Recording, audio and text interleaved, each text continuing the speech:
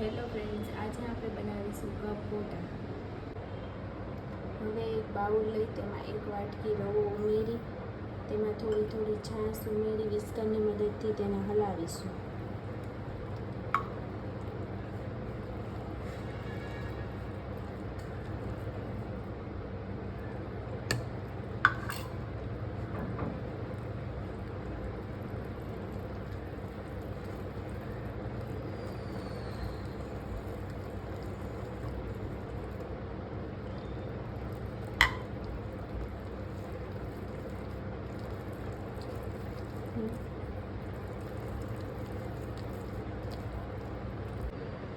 તો હવે 2 કલાક થઈ ગઈ છે. એમાં હવે શાકભાજી ઉમેરીશું.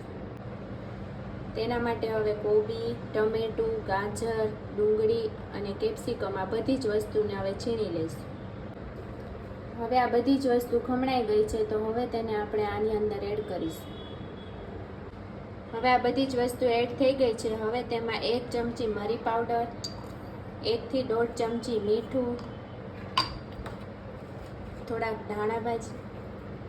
હવે આ બધી જ વસ્તુઓને સરખી રીતે હલાવી લઈશું.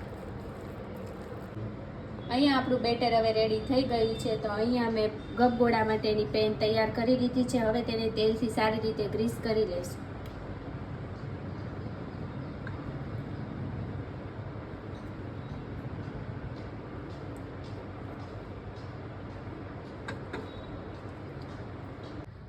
હવે આપણી પેન ગરમ થઈ ગઈ છે, તો હવે આ બેટરને તેમાં એડ કરીશું.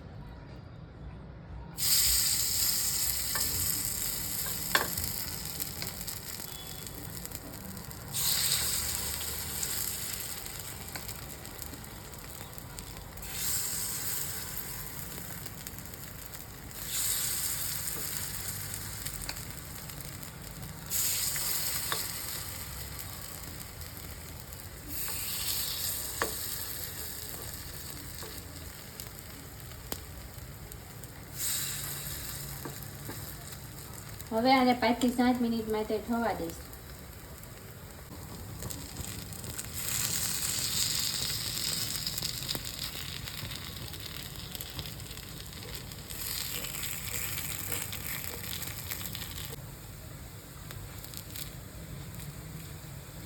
હવે આપણા ગપગોળા રેડી થઈ ગયા છે. તમે જોઈ શકો છો બંને સાઈડથી કૂક થઈ ગયા છે. તો હવે તેને આપણે સર્વિંગ પ્લેટમાં કાઢી લઈશું.